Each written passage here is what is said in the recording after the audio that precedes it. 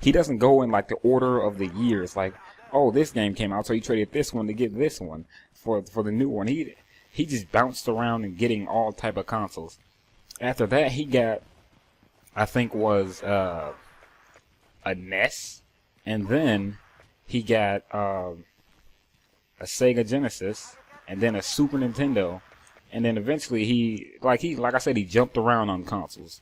He eventually got another PS1, and as for the NES and the Sega Genesis and the Super Nintendo, I think he traded it to one of his friends for a Nintendo 64, and then I think he gave that to me. But as for the NES and the Sega Genesis, those got broken in a huge fight that we had. So we were like, we had like a disagreement or something like that, and he broke both of those consoles along with 2 TVs because he was young, crazy. What can I say? I'm the same way, just a little bit. But yeah, those. I kind of, since I was a little kid, and he kind of gave those to me as a gift. I was internally grateful. I was like, yes, these are mine. He gave them to me because he was like, he wasn't really feeling them. He liked the newer games and stuff like that. He liked the PS1, so he gave them to me. And then after we had the fight, he broke them. And since me being so young, I had like a little burial thing, like a little funeral for them. I buried them like under our porch. I couldn't actually go underneath the porch, but there was like a crack where I'm pretty sure some cats would go under to sleep during the rain or something like that. And I just like I dug some more sand out. And I just pushed them underneath, and I pushed the sand forward. And I was like, okay, they were good consoles. I said a few words. They were good consoles. They did service well. I can't remember exactly what I said, but I was like, they were good consoles. I played them well and stuff like that. Me being a little kid, you guys might think, oh, that's goofy. Yeah, I was pretty young. Maybe about, I think I was like 13, 14, something like that. Pretty young. Maybe 15, I don't know. After that, after he broke the Sega Genesis, I kept the pieces from the Sega Genesis. I had kept the 2 controllers, kept all the games, and kept the power cords. I kept those, and I just kept them. I was like, you know what? I'll get another one. I'll get my own. And it took me about 3 years to get my own. I don't know why, but then when I think about it, I do know why it took me so long. Okay, so I'm gonna get to that, but I kept the pieces to the Sega Genesis, and I went out one day and I bought a console, and I still have that console to this day. I still have all those pieces from that Sega Genesis that got broken all those years. Wait, let me look back. 4 years ago, that Sega Genesis got broken. That happened 4 years ago, and I still have the pieces to it. And I bought a brand new Sega Genesis console and everything. It's pretty awesome. I still play it from time to time, and I still have a Nintendo 64 that he gave me with a ton of games that I've collected over the years. And they weren't really, I didn't really buy them. They were given to me. Like, some people just like, oh, you can borrow these games, and then when I try to bring them back, they're like, you know what, you can just have them. I was like, okay, well, thank you. This is going to my collection, and I haven't really found any Nintendo 64 games that I wanted to buy. But I'm trying to like further my collection, trying to increase my arsenal. But like I was saying, I'm gonna tell you why it took me a long time to buy a new console, and I'm gonna tell you guys it took me a long time to buy. It took me 4. Okay, I shouldn't start it off like that. I started off like this. One day I was walking home from school. I just started high school. I was a freshman. And I was coming home from school. It was a sunny day. And it was a garbage day. And it's sunny outside. It's hot. And the garbage, you're walking out, so you're like, oh, God. You can't help but to look at the garbage because you know where the smell's coming from. You're like, oh, man, it smells so bad. So I come, and I'm coming down the street. And I come across this box. And it has a Sega. Not a Sega. It has a Super Nintendo in it. And it has a Mortal Kombat game in it. And it has a Game Gear, and it has all the pieces to the Super NES. I'm like, okay. Except for the controller. It didn't have a controller. I found that out later once I grabbed it.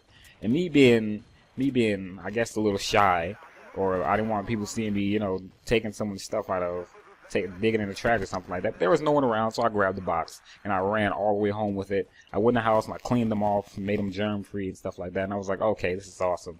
Also, I need a controller for this. Yes, let's go. Controller. I'm gonna get one. It took me 4 years to get a controller, and I'm gonna go over that in part 2 because this is prolonging, going on for a long time. So this is gonna be a long commentary. But it took me 4 years to get a new controller, and I'm gonna go ahead and tell you guys the reason why. Because the reason why is because while I was finding all those consoles, I was getting into PC gaming, and I wasn't really just like, oh man, I'm gonna go home and play.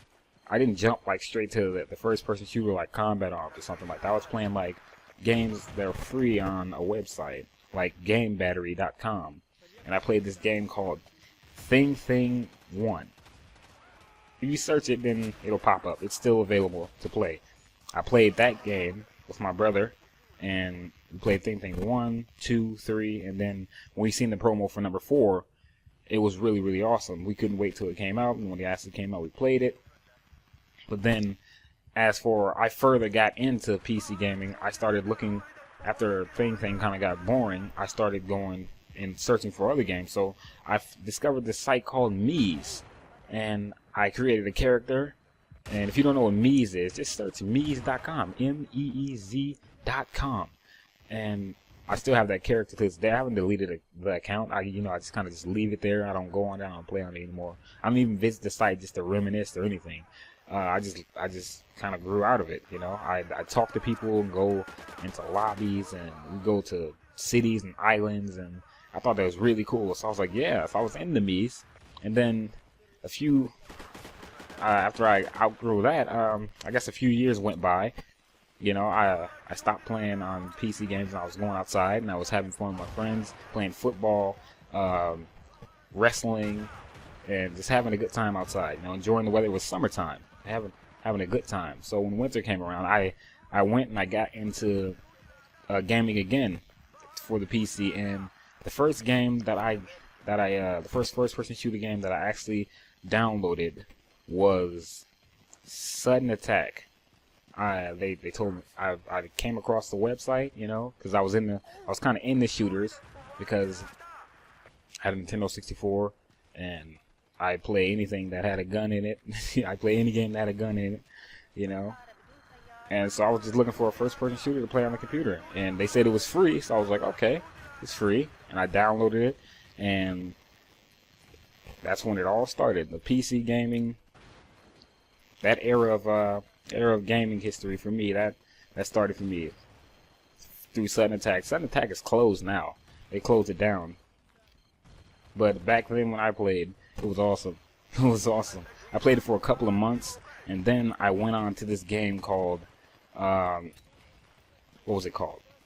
Combat Arms. Yes, I went on. How could I forget that name? Come on. I went on to the game called Combat Arms. Went on to that one, and then after Combat Arms, I kind of played it for a couple of months. But the computer I had, it couldn't handle it. It took me like 15 minutes to get into a game. It was terrible, but I dealt with it because I really liked the game. And so after I stopped playing that one, I kind of I took some time off and played outside and had some fun. And then I came across a game called Wolfenstein Enemy Territory, and I played that game for a couple months. It was really fun. I started making montages. If you know what my other channel is, if you know the name of it, or you can just go to my channel and then you look to the right and you'll see that there it is, and you go and you can browse through all my videos and whatnot.